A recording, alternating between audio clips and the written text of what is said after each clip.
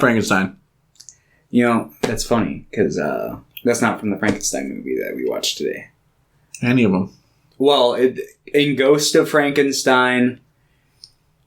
Ghost? At the end of Ghost of Frankenstein, there's a character... That's the fourth one. In the original? Or in the Universal lineup. In Ghost of Frankenstein, basically, like, Igor puts his brain into the monster's body and he goes blind. So, like, during Frankenstein and the Wolfman... or Frankenstein meets the Wolfman, the whole time his character is blind, but they don't address it in the dialogue, because apparently he was supposed to talk during the movie, but they cut all that out. So, like, the whole movie, his character is blind, and he walks out like this, and I guess that just stuck. Oh. So now when everybody thinks of Frankenstein, they're like, oh! But Boris Karloff does the... Boris Karloff's kind of hot. Oh, yeah. The original Frankenstein's kind of hot. Boris Karloff was definitely a sexy man. Like, I don't know how else to say it. Welcome to episode 111? I don't know. Of Screen Weeds, I think? It's up there. We've been doing this for over 2 years. It's just like, whoa, where does the time go? Right. It flies by. We're ancient. Just like... Well, we're not covering Dracula this week. We're covering the Frankenstein movies. Yeah, the Universal one, the Hammer one, and the pseudo-Coppola one. Mm-hmm. The Kenneth Branagh. Yeah. Kenneth Branagh, yeah. And yeah. Should be pretty fun. That it should.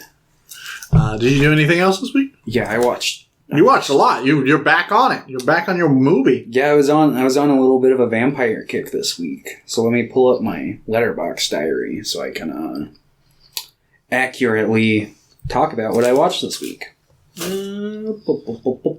Let's see. All right. So after last week, you and I think we talked about this at the end of the episode. We were talking about we're going to watch Dracula Untold. Yeah. So we watched Dracula Untold with Pierre. And it was not good, but it wasn't as actively awful as I was expecting it to. Yeah, I didn't hate it. I think the most interesting parts about it are it trying to introduce like this dark universe that never happened. Yeah. And I'm like, yeah, I probably would have maybe somewhat enjoyed the sequel to this. That's just, it would pretty much just be a remake of the Coppola one, what they were setting up. Like. Mm-hmm. No, but, like, I think it would have been really good in the sense that it would have actually had some pretty interesting characterization for Luke Evans' Dracula that carried over, because we saw a whole movie with him. Mm-hmm. Yeah, I would have been down to watch, like, the modern-day sequel. Yeah. Just, why not? Oh. It's not like they're doing anything else with the fucking properties right now.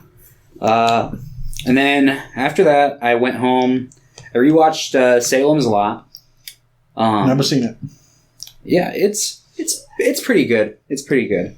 Directed by the Hoop Man. The Hoopster. Tobe Hooper.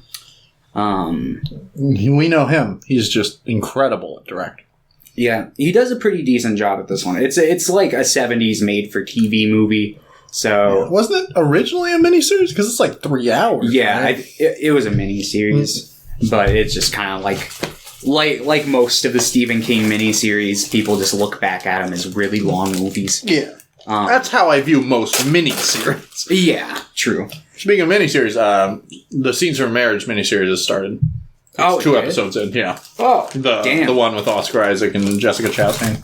Apparently it's really good so far. Okay, I'll wait until it's over, and I'll rewatch the original. I'm most likely just going to pick the new one for the podcast as well. Oh, okay, cool. It'll give me an excuse not to carve out extra time. Yeah. Yeah.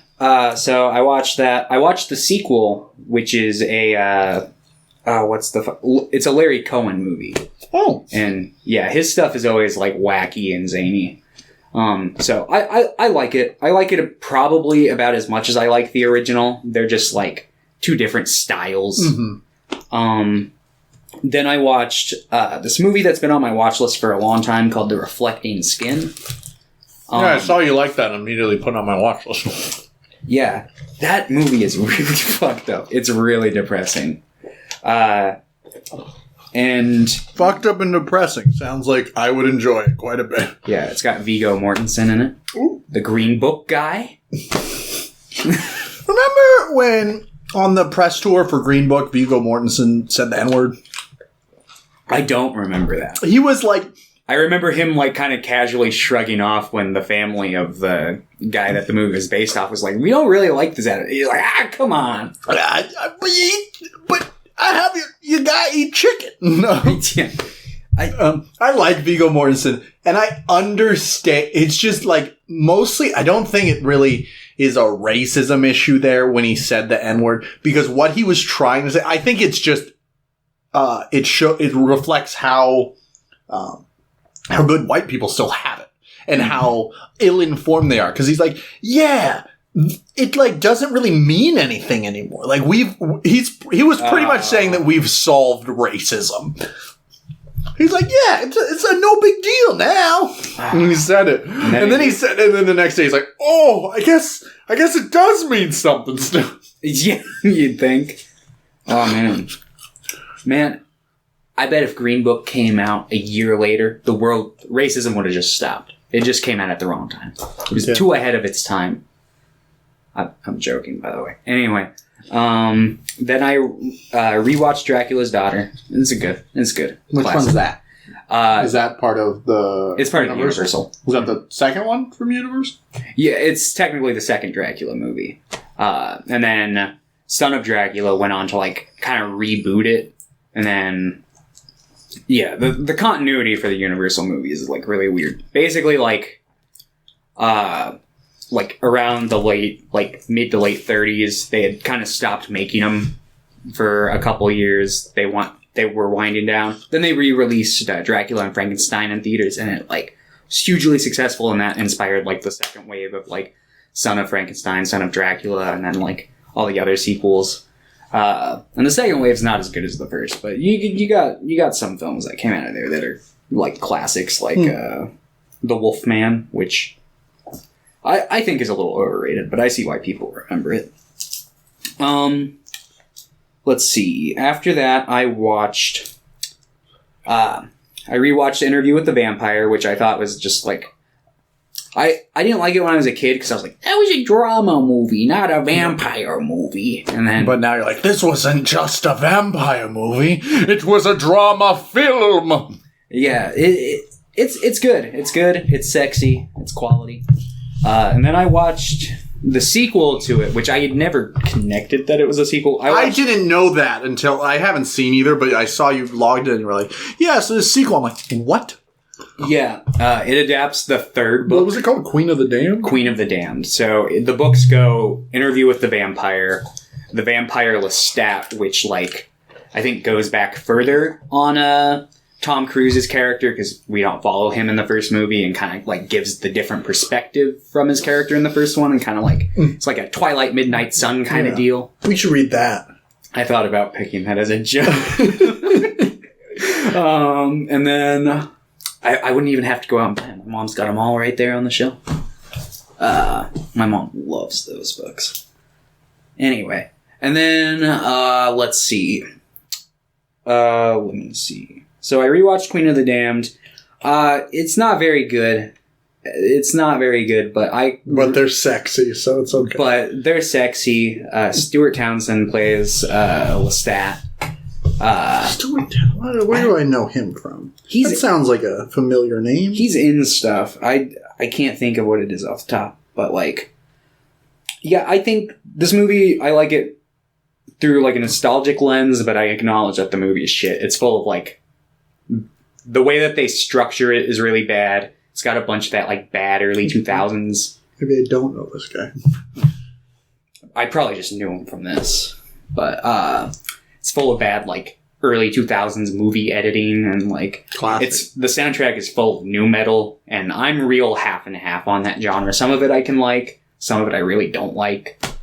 I also think it depends on the movie it's in, because nu metal needs to be in a stupid fucking movie, like The One.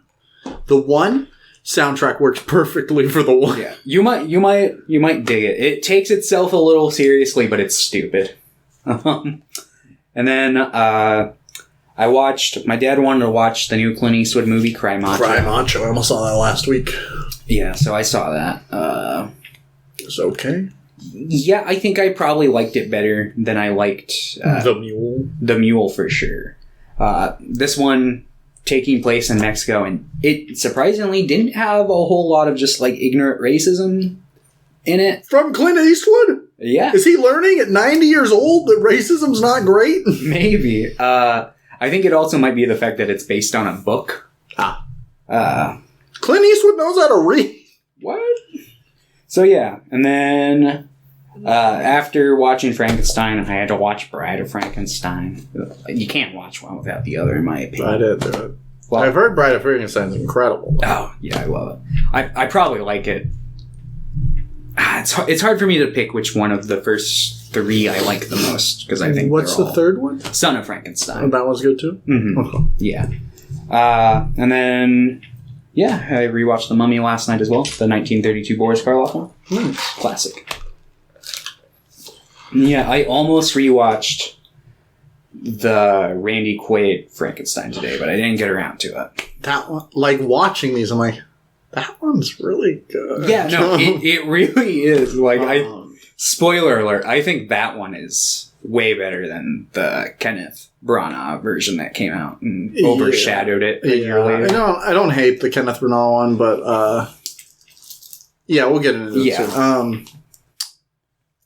But what's weird is I still think the best Frankenstein adaptation I've seen is that play one with Johnny Lee Miller. Oh, yeah. That one's incredible. I was just like, I want to fucking rewatch that one. Yeah, is it widely available now, or is it still... Maybe? I can't remember. Yeah, because that I was have good. it. So. Oh, good. Because when it was on YouTube, I was just like, damn it. Fair. Yeah, because those two were really good. Because they did the flipped cast. Yeah. And I'm usually not a huge Benedict Cumberbatch fan, but I was like, that was awesome. Yeah, he was good in the role. I think between the two, I preferred it when he was Frankenstein. And, Miller was the creature. Yeah. Yeah. No, they were both good. Yeah, but I really liked Johnny Lee Miller. And I always forget Danny Boyle directed that as well. Oh, yes. Let's see. It might... I know that they did add it back to YouTube for a bit. Let me see if it's on there now. Yeah, because I always enjoyed that one. I don't think so, but... They should just sell it on Blu-ray. They might. I would love to own a Blu-ray copy of that. Yeah. Like, honestly. What are you doing, Danny Boyle? Release it to the public. He's probably not watching this. He might be. He's too busy watching Sardonicast. I haven't watched an episode of Sardonicast. I haven't, probably since we started this podcast. So it's like... See, even since we've started, my views and my tastes and things have just changed so much. Yeah, I agree. Like, I actually just kind of want to do a deep dive of, like, some of the things we did, like, on our first couple episodes, just to see if anything's changed. Yeah, I mean, I'd be down for that, because I think that there are definitely some films that I'd probably rate a little higher or rate a little lower, just based on my sensibilities now. And then... I'd probably do the same thing with movies we're reviewing now. In a couple of years, I'll be like, oh man, maybe I should have rated this differently or whatnot, because it's always changing, you know. But, yeah, I feel like I'm a lot less harsh on movies now than I used to be. But I'm still a little harsh. But, you know. I read Dungeon Toilet today. Oh, So I do this thing where manga I will only buy if I'm like really interested in it or it looks absolutely garbage. And the purchasing person at my work, I'm like, hey, if you ever see just the worst manga that you can get, like it's just terrible, you should buy it, and I'll buy it. You should get us one. So this came in today, and I bought it, and then I read it all, and it's like the worst manga I've ever read. It's an isekai, where a guy is in our world, he's on the toilet, and he wakes up in another world, and he's searching for a good toilet. And every chapter, he's just like, oh, what? Does this feel nice on my bum? That's the whole thing. And he's like, oh, we don't have any toilet paper. Paper is a big commodity here. So I'm going to use a slime to wipe my tuchus. It's rough. It's real bad. Yeah, that doesn't sound like... It sounds like that would be like a little fun, like 3-chapter mini. Yeah, and it kept going. And it's there. I'm pretty sure there is a volume 2. There might be. I don't know. It says volume 1 on it. So yeah. Let's see what else I watched this week, though. The new Scooby-Doo movie came out, the Courage the Cowardly Dog crossover.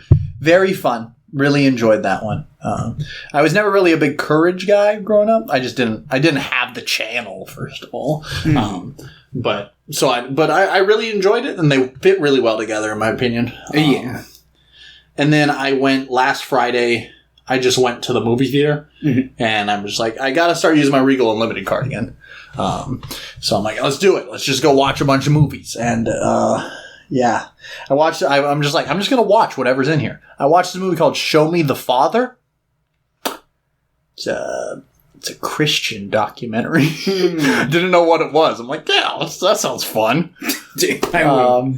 If I was in that situation where I was just blind picking and I happened to walk into a Christian documentary, I'd probably walk out. I wouldn't be able to do it. It was real rough. Real bad. There was one storyline in it, just because some of it was just like about guys like reuniting with their fathers or like people not being in their lives. And there was some interesting stuff there. But then like, it would be like, but if you don't have a father there, like physically, you'll always have a father up there. And it got really preachy, and it's like, yeah, cool. You believe in God? That's great.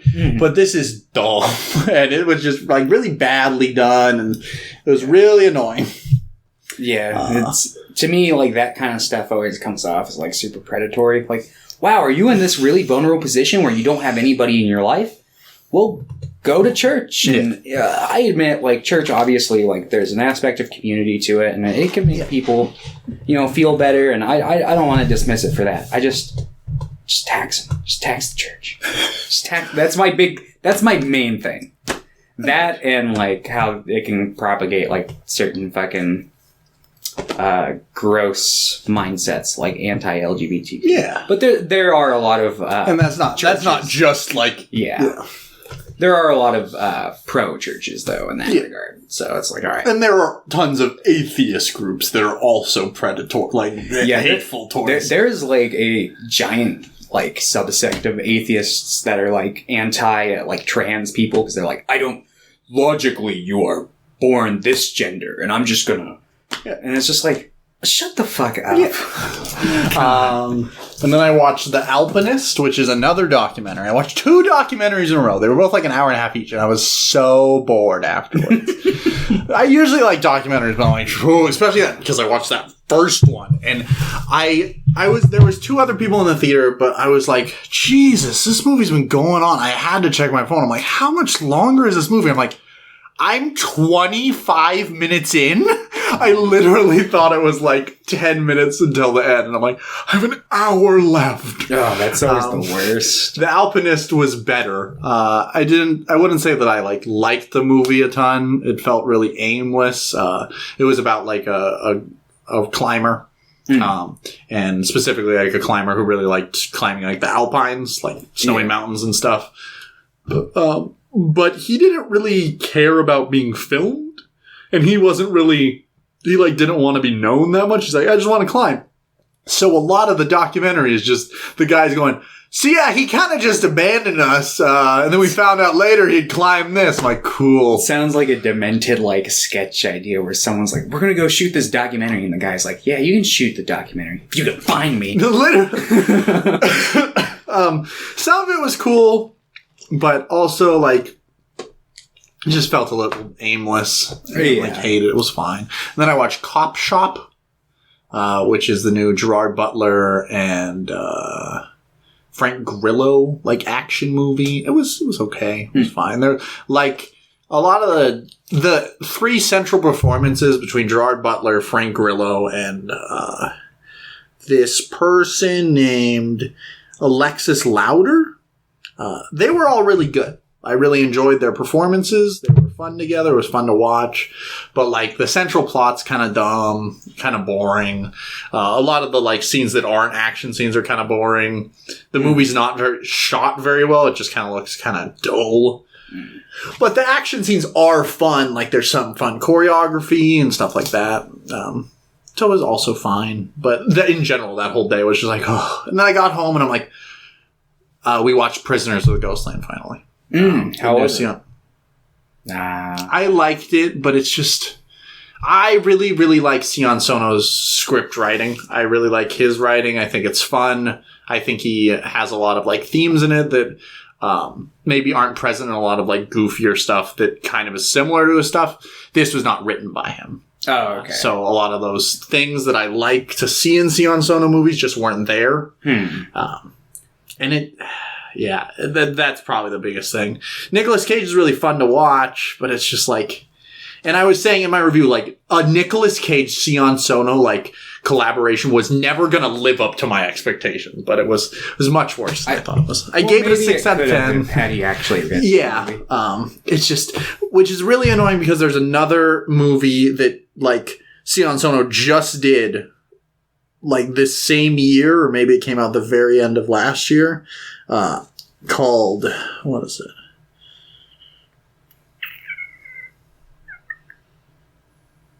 Red Post on Escher Street that is apparently just incredible. And I really want to watch that one. I'm like, God damn it. Why can't you just write this one? All right.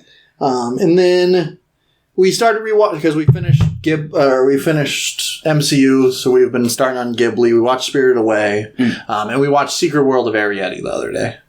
I haven't seen either of those. You haven't seen Spirited Away? No. Oh, yeah. We talked about this. It's good.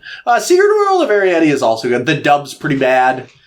We watched the dub because I thought it'd be funny because it has Bridget Mendler from Good Luck Charlie and it has David Henry from Wizards of Waverly Place. Yeah.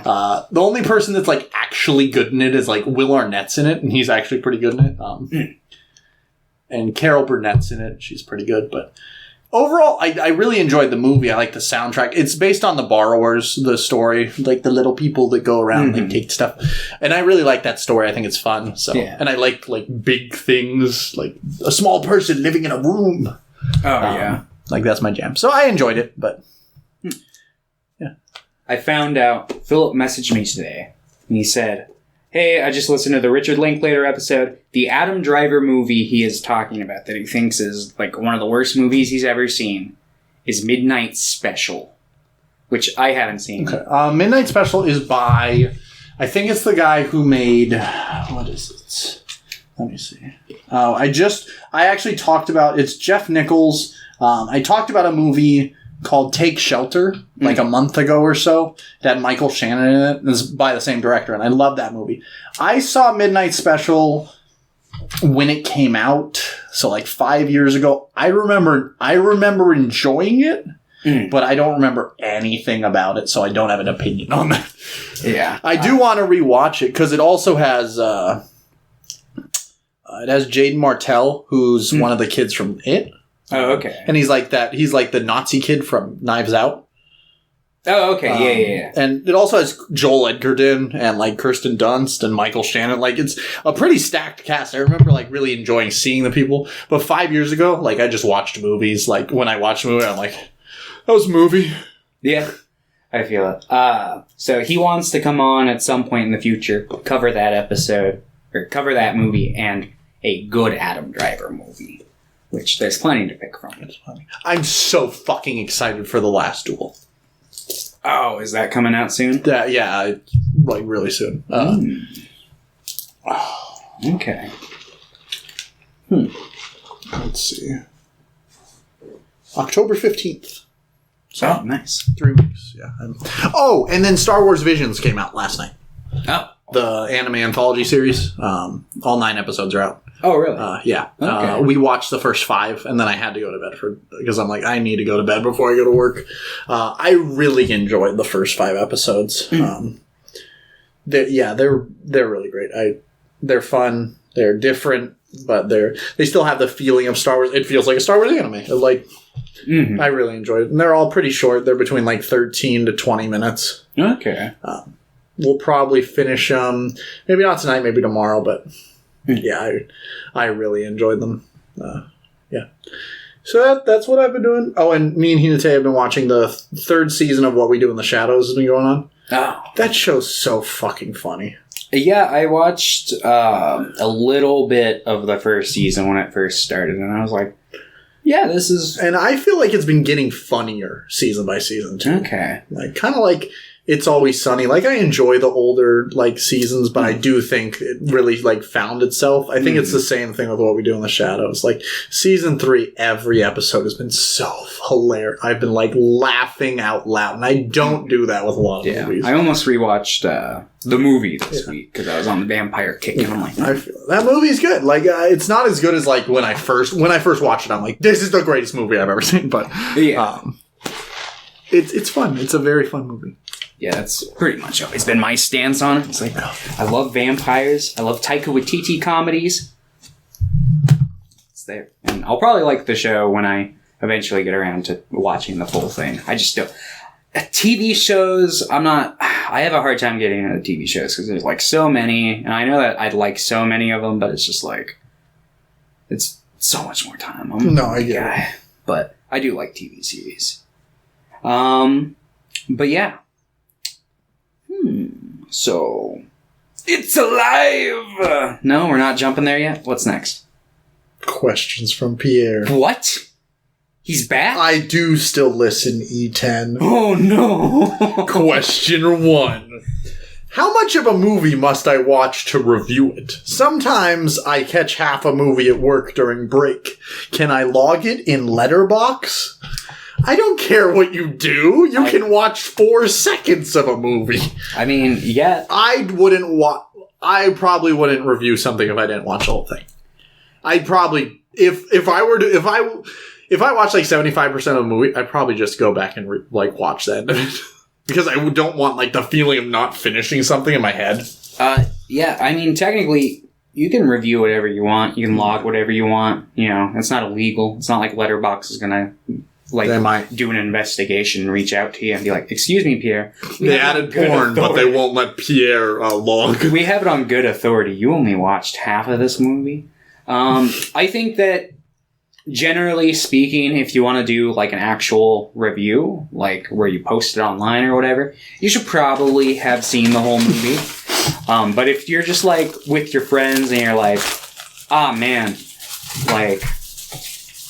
Lupin the Third is stupid because I watched 30 minutes of a movie one time and it didn't appeal to me, then I think that that's also fine, as long as it's not I don't know, do whatever you want. It's a free country. Well, it's not, but well, it's free in that regard.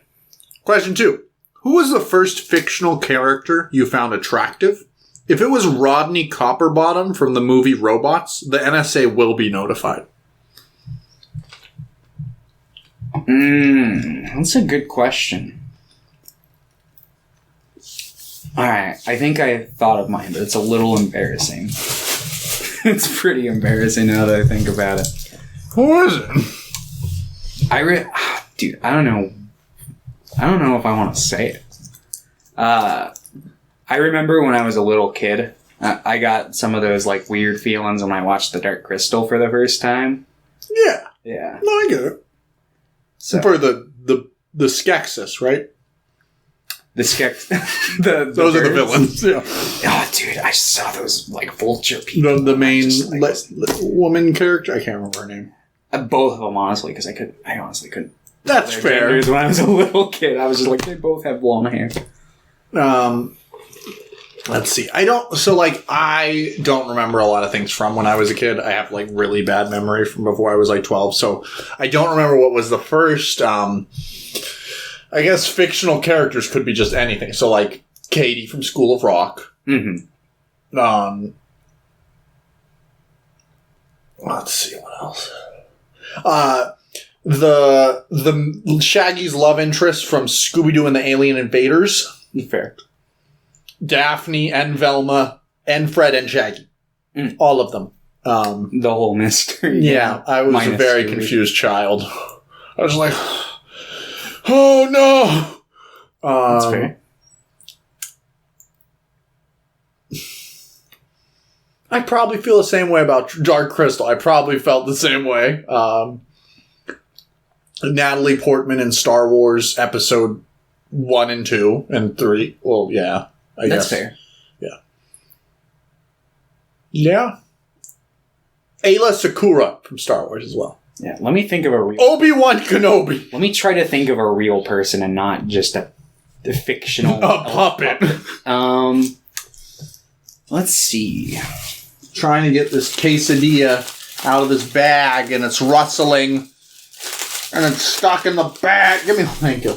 Okay, this is a cartoon character, but I had a huge crush when I was a little kid on Sydney from Jimmy Neutron. But let me think. I thought you were going to say Roxanne from a Goofy movie. Her too, honestly. And Max Goof.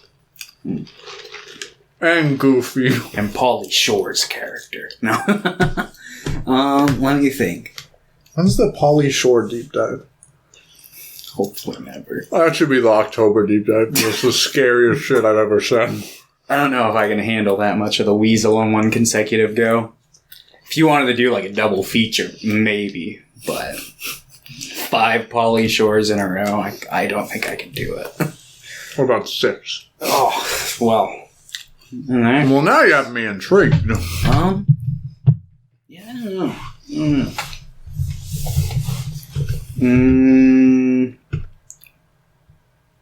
Yeah, nothing's coming to mind off the top of my head. Oh, by the way, London got the spoilers for... I can't see it from too far. It's fine. I see. So Roger and Whitebeard from One Piece. They're dancing. They are dancing. They're about to fuck. But yeah, okay. Was that all of Pierre's questions? Or? Number 3. Number 3. Okay, so Spider-Man is running towards you with a jar of urine, screaming, "Where's the sink?" He looks angry, and you realize your pants are sagging. Only one person is walking away from this. The doctor said 6 months. The clock says 60 seconds. Heaven or hell, Revolution 1 clash. What? Hold on. What's the question here? That just sounded like a scenario. There's no question. I was like, where's the sink? Yeah, where's the sink? Oh. If Spider-Man has a jar of urine he has to get rid of, I will sacrifice. Fingers crossed it's his. Fingers crossed it's the Green Goblins. Oh god. Yeah, okay. It's alive! Alright, Frankenstein. I still haven't read Frankenstein. I haven't either. I've read like little bits and pieces of it, and I've watched like videos on it over the years. I felt like I had been able to cross-reference pretty much everything that's in it, but I don't know if like the professor plays a big part in the book, because there are some movie adaptations where the professor is like, yeah, I'm basically like Frankenstein before Frankenstein. Like I was working on the same thing, like in the Kenneth Branagh version. And then there are some times where it's just like, he's just like, oh no, I'm just a guy who's kind of concerned for Frankenstein. Yeah. So I'm not sure if he's a predominant character in the book. Nothing I've ever like read on the book has mentioned him. So I'm assuming he's not. But I found it kind of interesting that like in the 3 that we watched today, like the professor played a pretty big character. I guess Paul's not a professor, but I view him as like the professor character of the Hammer version. Yeah, I get that. So yeah. 1932. 1931. Did this come? Which came first, Dracula or Frankenstein? Dracula came out first, and apparently that movie had it's now lost, but the movie originally ended with a scene of Edward Van Sloan coming out and being like, vampires really exist, you gotta be careful. Which they then replicated at the beginning of Frankenstein, only they put it at the intro. I was like, what you're about to see is really scary. Really scary. So if you're a big baby, don't watch this movie. And it was scary. Yeah. For the time, I imagine it probably. Who the fuck is that? Who the fuck is... Yeah, like when people... It's like when people watch the Arrival of the Train. Oh, yeah. Like, ah! It's the same thing. It's like, there's a monster on the screen. Yeah, because they put a question mark next to his name at the beginning, so everyone's like, is there a person playing this? Is that really a monster? And then at the end, they reveal it's Boris Karloff. Boris Karloff? In the sequel, they do the same thing with the bride, but they don't actually credit the bride, because... Who cares about women, apparently? Well, the actor playing the bride also played Mary Shelley in an intro for the movie, so she got credited for that. Oh. And it's like really obvious when you're watching the movie that it's her, but I guess they just wanted to keep that aura of mystery. But, yeah, I don't know. They should have credited her, because the bride is fucking iconic. But, yeah, so Frankenstein, 1931, James Whale. Good movie. Yeah, I really like this one. Like, in comparison to the first Dracula movie, oh, yeah. This is leagues better. Yeah, no, they really, like... I don't know if it's just, like, James Whale's a better director, but he's, like, there's some strong direction in this. Yeah. There's some really fun camera work. Yeah, there's a lot more going on. The camera work's great. The sets lean into, like... It's like a diet German expressionism kind of thing. Like... It's very, like... It's not all the way, like, it's very much toned down compared to, like, something like Cabinet of Dr. Caligari. But, it's still, like, you know, it looks like shit's just super weird and, like, slanted and the shadows it creates and, like... I love, like, the look of the cemetery when they're just chilling there. The movie, like, really just puts you in it. Because the movie begins with, like, this eerie, fucking, just depressing burial of this recently deceased guy, and then just Frankenstein. He's like, ooh, take your car. Fritz are just over, just, they go over and rob it, and they cut a guy down off of the gallows, and yeah. So it's, you know, a pretty loose adaptation of your average Frankenstein story. It takes a lot of liberties. They decide to... I don't know what Universal's deal was. They really like mixing the names of characters around and shit. So instead of being Victor Frankenstein, it's Henry Frankenstein. Yeah. Played by Colin Clive, who is great in this movie. Yeah. Yeah, I agree. I don't know much about Colin Clive. I know he died at a pretty young age, and I think he had a pretty, like, depressing life. Oh. But, yeah, he's forever immortalized as Henry Frankenstein, because he fucking nails it. And then we've got Dwight Fry playing Fritz. Oh, yeah. Edward Van Sloan playing... Dr. Waldman. Yep. And then Boris Karloff as the monster. I don't remember the name of the actors playing Victor or... John Bowles. Ah. Bowles. Yeah. Mae Clark is Elizabeth. Okay. But yeah, so basically, like, it's the typical, like, Frankenstein gathering corpse parts. His wedding, like, he's like, alright, I can't show up to my wedding because I'm too busy making this monster. I need, like, another night or two. So his fiance and his best friend, who is also just trying to actively get with Elizabeth, there's like a part where she's like, oh, I'm so fond of you. And he's like, I wish you were. And she's like, dude, stop. But, that's what friends do. So, the two of them go up to see Frankenstein on the night of his fateful, you know, birthing. And they bring, the professor along. And yeah, the iconic It's Alive scene happens. I love the fucking windmill. I love the look of the castle. I'm pretty sure they use the interior for that they use like for Carfax Abbey at the end of Dracula. Mm-hmm. It's like the same staircase. Yeah. And yeah, so the monster comes to life. Frankenstein stays behind and, is keeping an eye on it. We get the iconic walking backwards because we see its hand when it comes to life, but we don't actually see its face until later when it like walks backwards through a door and turns around and does the dramatic like cut zoom into it. And yeah, Fritz is an asshole. He torments the monster for no fucking reason, so it kills him. So then they drug the monster, and basically they're just like, yeah, all right, well this was a failed experiment. And Henry's like, no, Fritz fucking hated that thing, and he kind of honestly was asking for it, like. But Edward Van Slow convinces him that, the monster's dangerous, so just he'll dissect it and to go enjoy his wedding. So he's like, all right. So he goes back to enjoy his wedding, but the monster kills Dr. Waldman. Dr. Waldman.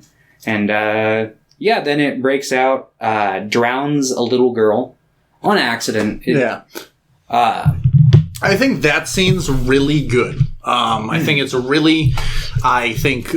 this movie made a ton of cuts and like liberties to make such a short runtime. Yeah. I think it works really well for the movie, though. I think it works a lot better than Dracula.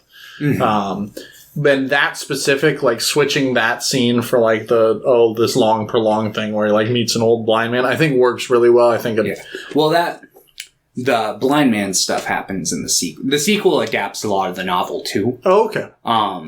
But for this movie, at least, I think this is a good, like, small scene, because that scene's only like 2 minutes. I think it has a lot of the same ideas. Mm-hmm.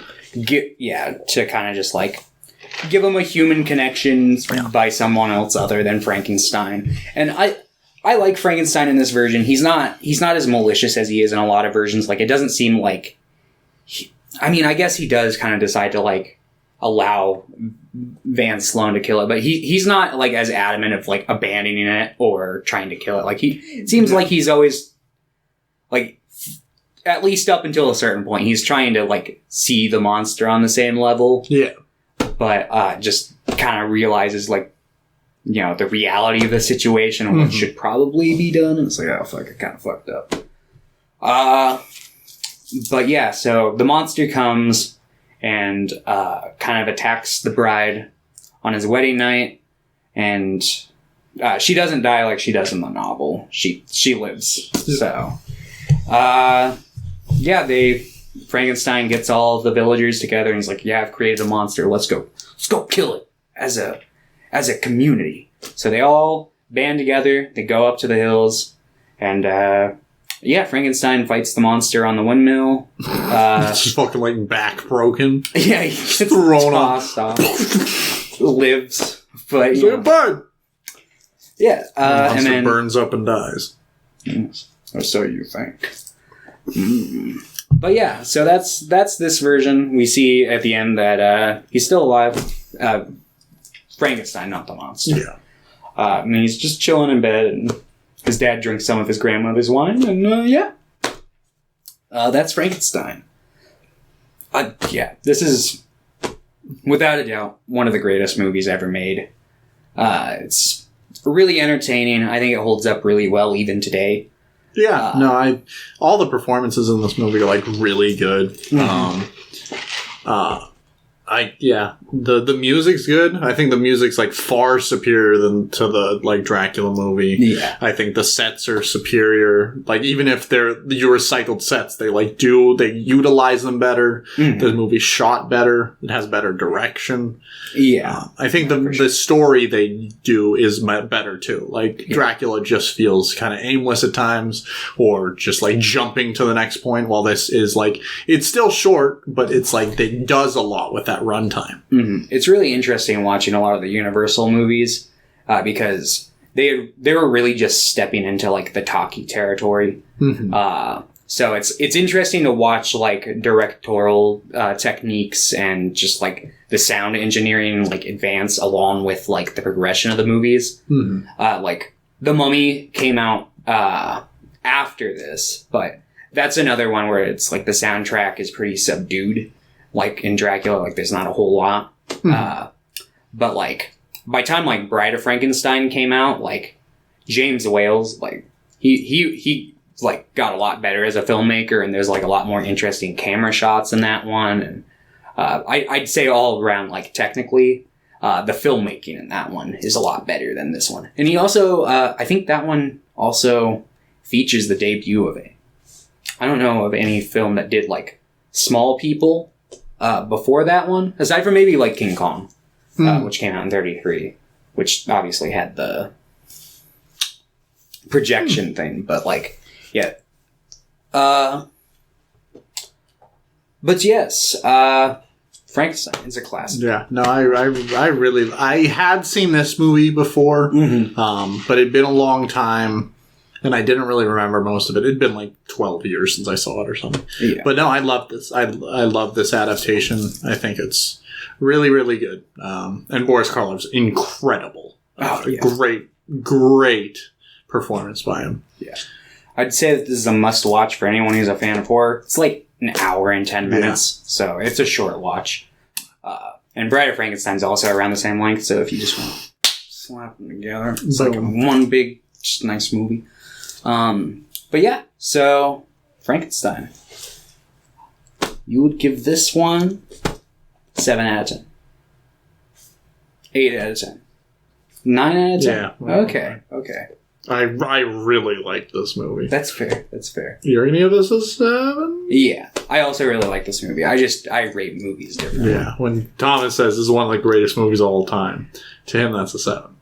Yeah, I do. Sevens can be fucking are great. In heaven. It's like 7 and up I view as like great. Like, let's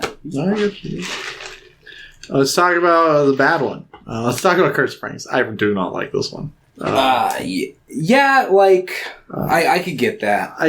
There are parts about this one I like, but I think the biggest problem with this is it really fails to make the creature a character, really. Yeah. And that's what I think is so interesting about Frankenstein as a story, is I always like this story centralizing around the creature once he's born. And this is just, he's nothing. And I don't think Christopher Lee is very good as the creature. No. He's just kind of standing there. Yeah. And that's fair. He's too skinny, probably. He's like too angular.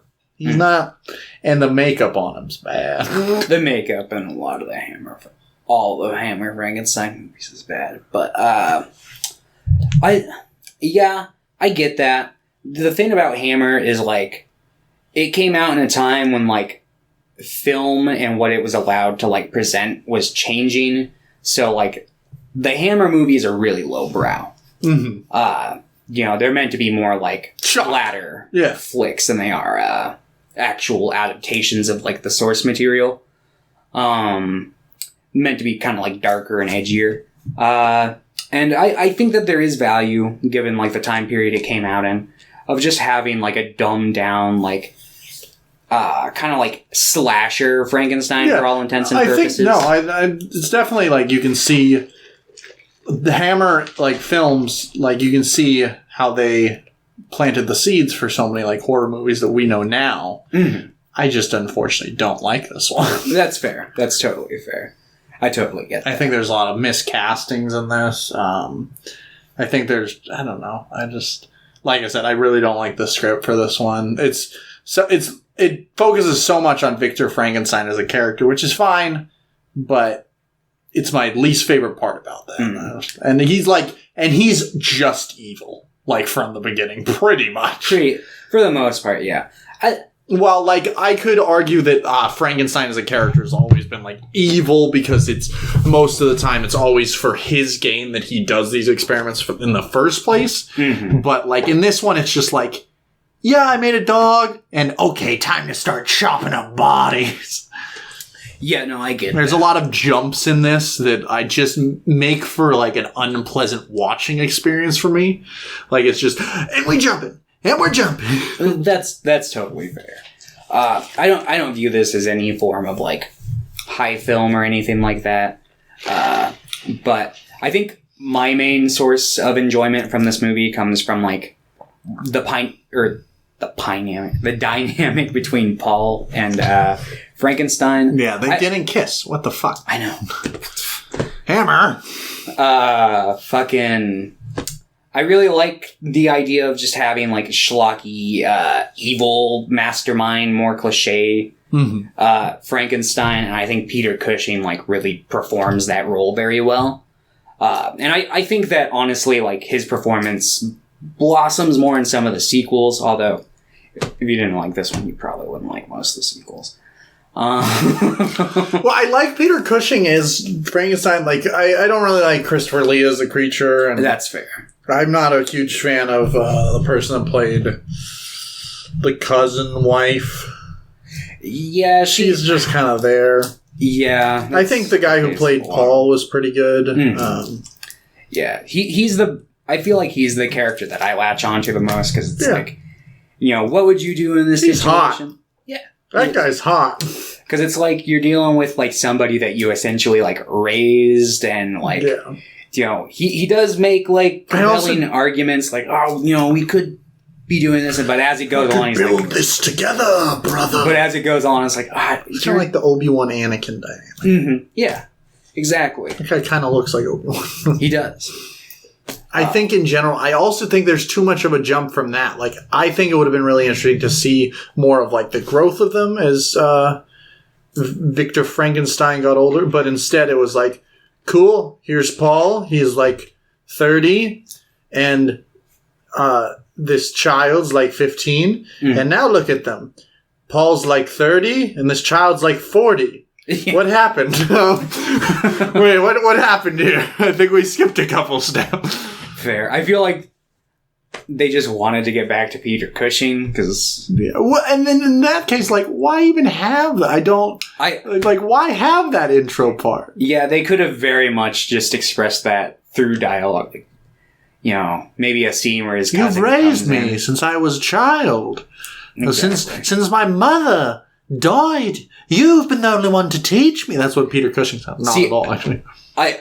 I figure if they did anything, it would be like Paul explaining that to like the cousin. I've been because obviously Frankenstein's not the sentimental type in this movie, unless he's on. He's a dick. Unless he's at the gallows, in which case he's like, Paul, my dearest friend. Frankenstein's just a fuck boy in this. He is. I'm gonna go fuck the maid, and then guess what? I'm gonna go fuck my cousin. Yeah. No, certainly. But yeah, no, I understand your perspective, and I even agree with it. Yeah. I don't mind because I see what this film wants to be, and I think it kind of hits the mark for it. I get it. I think in general, I just don't like what it wants to be, and not even in the sense of like, oh, you shouldn't change the source material, because I talk about it all the time. I don't give a shit if people change the source material. Yeah. I, in fact, applaud it. I'm like, good, do that. I don't want to watch the same shit over and over again. But I just wasn't a fan. I didn't hate it, but I was just like, eh. And like I said, the creature just really didn't do it for me. I think in general would have been a more interesting movie. Creature wasn't in it.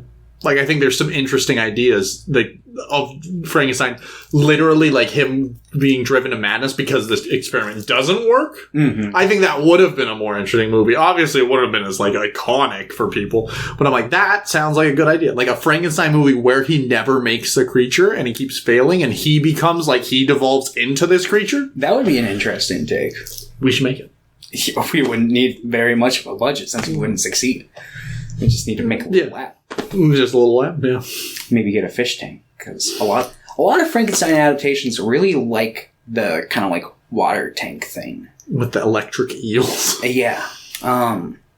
Is the water tank in the book? It must be if they keep doing it. That or and I mean, like Kenneth Branagh's apparently is very close to the original, to a fault. Apparently. Maybe see at least from what I've read. Unless I'm completely wrong. It definitely gets off in the weeds there towards the end, because in the book, the bride is never made. It's like in the other version. He's like, fuck you. He's in the process of it, and then he's like, nah. And then Frankenstein's like, well, what the fuck, dude? I'm gonna fucking kill you. I'm owed a woman. But that's Frankenstein, you know, the original incel. But I don't know about that one. Yeah. So yeah. Oh jeez. Computer's talking to me. Yeah, I don't know. I don't mind it. I get your perspective. Yeah. You would give this a 4 or 5? Give it a 4. 4. Okay. You'd give this a 6? Yeah. I probably enjoy this about as much as the Dracula one. Yeah. It's... I didn't hate it, but I was just... This was my least favorite of the 3. That's fair. But yeah, let's talk about the Kenneth Branagh one. Yeah. So this is... I hope I'm not saying that wrong, because I keep saying it to people, too. Yeah. I'm like, is it Branagh? Is it Branagh? It's Branagh. Branagh sounds like... Thor guy. Artemis Fowl guy. Yes. He's a really interesting director to me, because he makes these big budget Hollywood adaptations that are really, really just by the numbers, and then he'll go make these grandiose Shakespeare adaptations. He just does these other projects to make money. So he's like, I want to go make Shakespeare now. And apparently, I want to watch a Shakespeare adaptation because a lot of them are really well regarded. Mm-hmm. Yeah, I've got kind of mixed opinions on the guy. He played the guy in Harry Potter too. He did. That's what I remember him from first. I feel like that has affected my perception of him. I'm like, he's a liar. He's evil. Because to me, I don't know.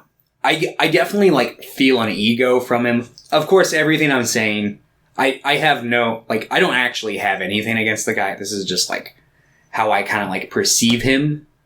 So take what I'm about to say with a major hunk of salt, you know. But to me, he seems like a guy who likes to he's got an ego about him. He really likes to write and direct things, and then star in them. And I found my perception of him to be really interesting and kind of in line with Frankenstein. Yeah, I think. And I think, Kenneth Branagh sees that about himself, and he's like, this is why I'd be the perfect Frankenstein. Yeah. I think he's like Frankenstein if he had a little more, self-reflection. I must say, at least in terms of this movie, I feel like he gives good performances. Okay, let's say, I'm about to get a little abstract here. Stick with me. Let's say that a bagel is flying through the air. Let's say, in terms of, quality, there's, 3 levels to a performance. There's, a 0, which is, a bad. Then there's, the half, where it's, you can tell that they're, good, but it's, there's something missing. And then there's, the 3rd level, where it's, perfect. They nail it. Mm-hmm. I think he's at, the half. It feels genuine, and it feels like he's trying, but it feels like there's definitely, a spark or something missing that, really sells the performance or makes it come across as genuine. I don't entirely buy it. I think that's the case. I've seen him in some things that I've loved, and I've loved his performance in them. I agree with this, something's missing for this performance, and I would say that about everyone in this movie, though. I think everyone, there's something missing. I think it's just everyone's it might be overacting. Everyone's going really hard into it, but just something's not clicking for me. Yeah, well, I would say it's the overacting, but I feel like they overacted in the Randy Quaid Frankenstein, but I really like it in that one. Yeah. So it's I'm trying to figure out what the missing ingredient is. Yeah, and it's really weird because the things that worked in the Randy Quaid one that seem like they are almost the exact same in this just don't work for me. Mm-hmm. Robert De Niro's Creature, should be good. He's trying, but it's just not, not gripping me.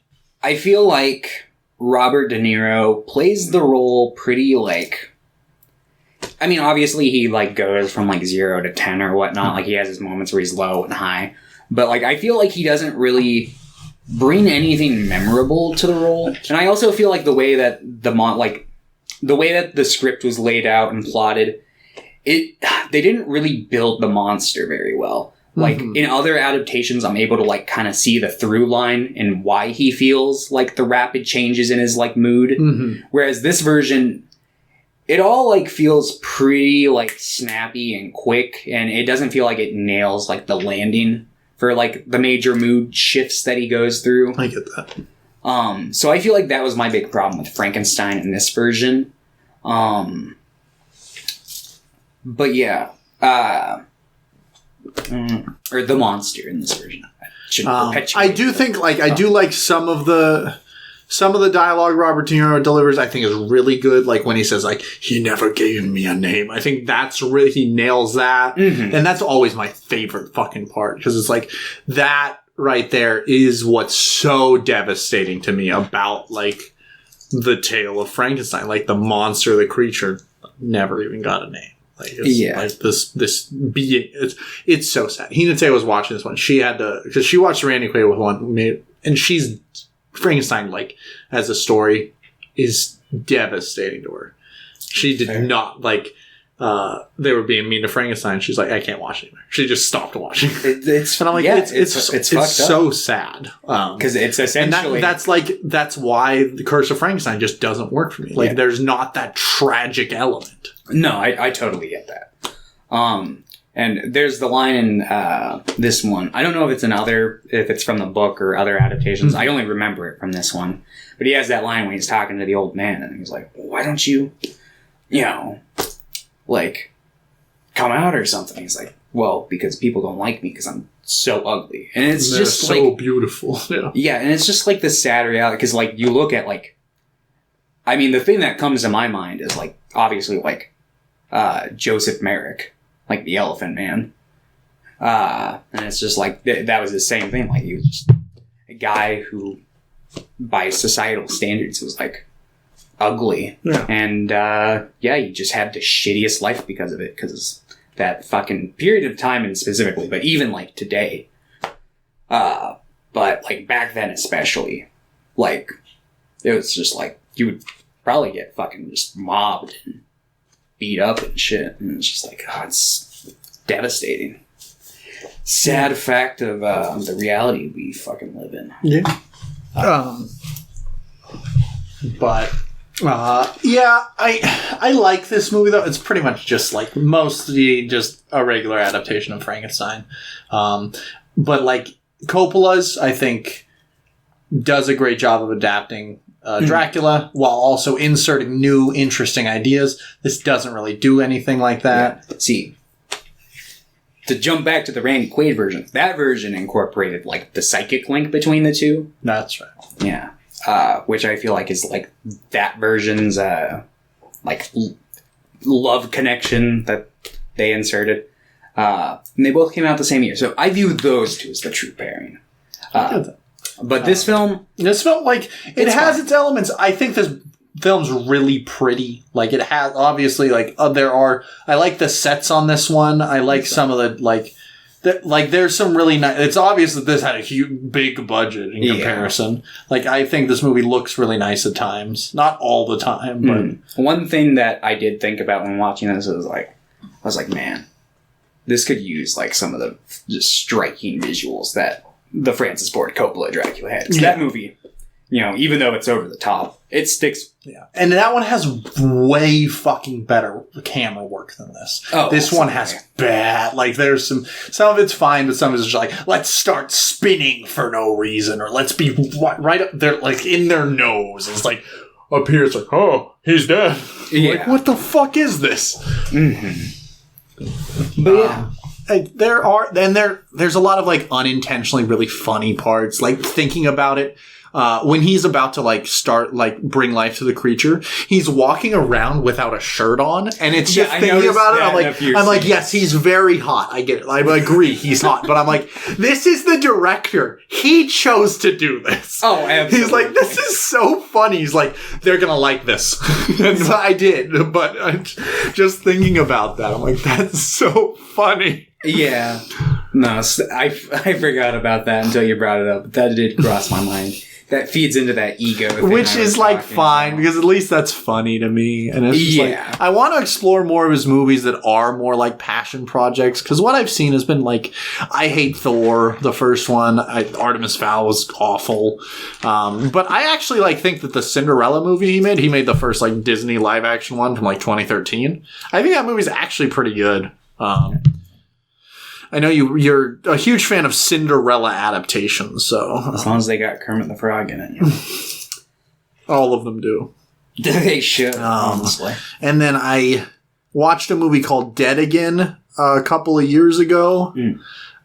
It was when I worked at the theater. It was a recommendation from our good buddy Erica. And it was actually a great movie. It was so funny because he recommended me like 10 movies, and I watched them, and they were actually like some of them were pretty good. Like, but that one was great. That was like a great movie, and he's really good in it.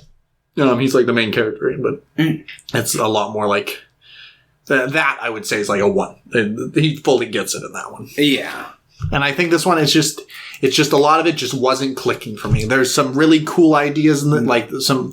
Yeah.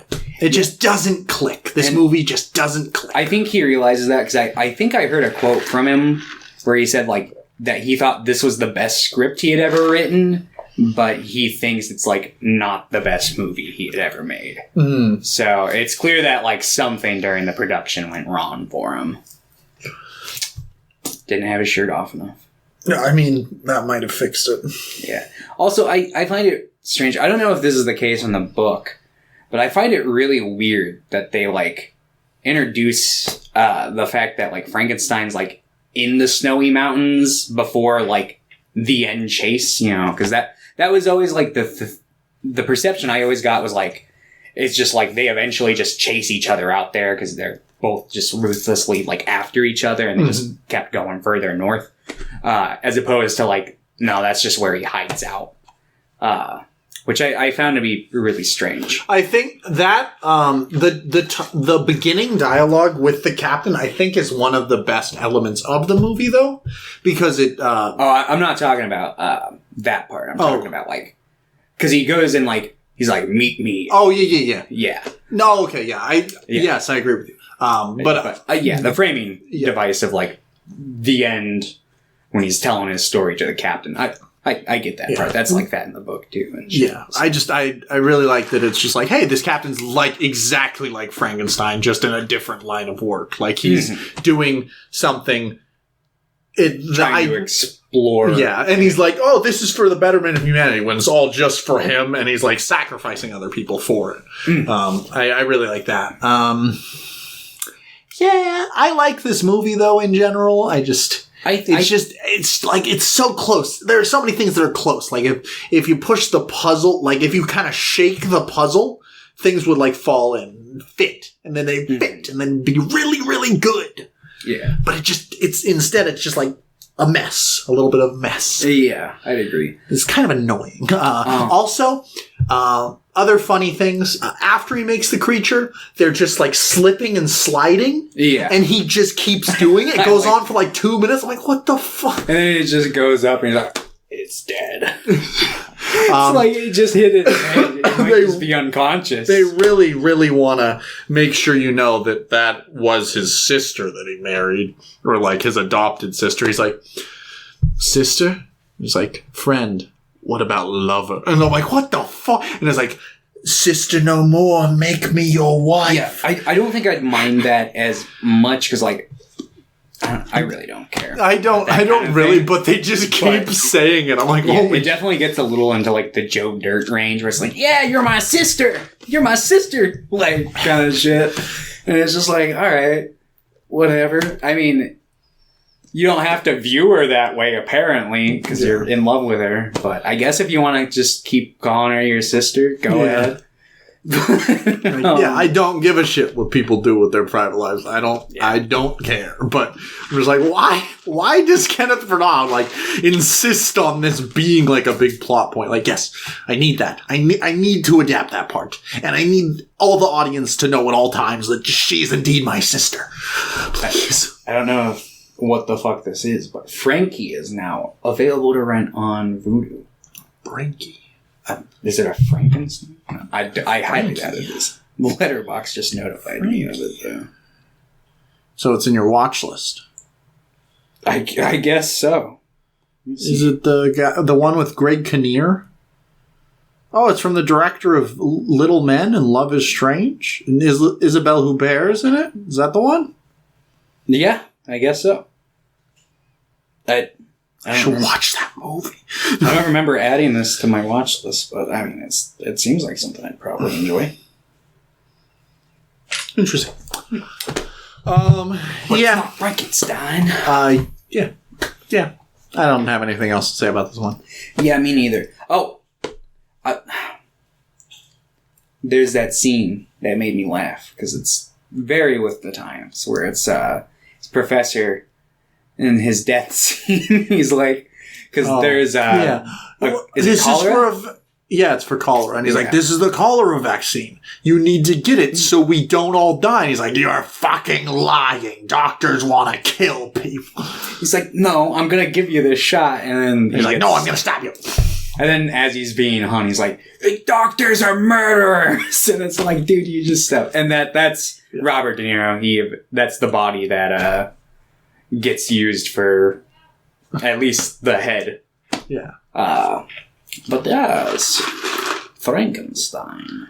You would give this one a 6? Yeah, I'd probably give it a 6, yeah. You would give this one, I think a 6. Yeah. Yeah. All right.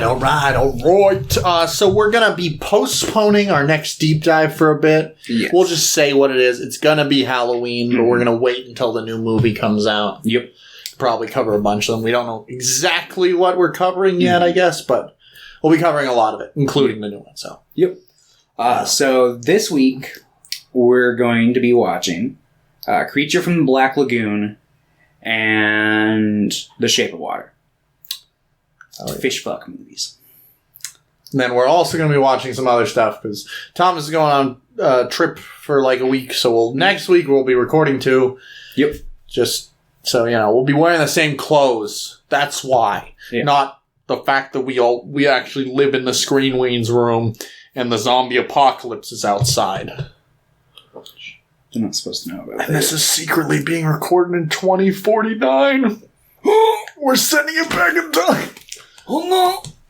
Do not let Jeff Bezos buy the Cheetos company. It'll be bad for everyone. It'll be the first sign of the end times. Oh, God.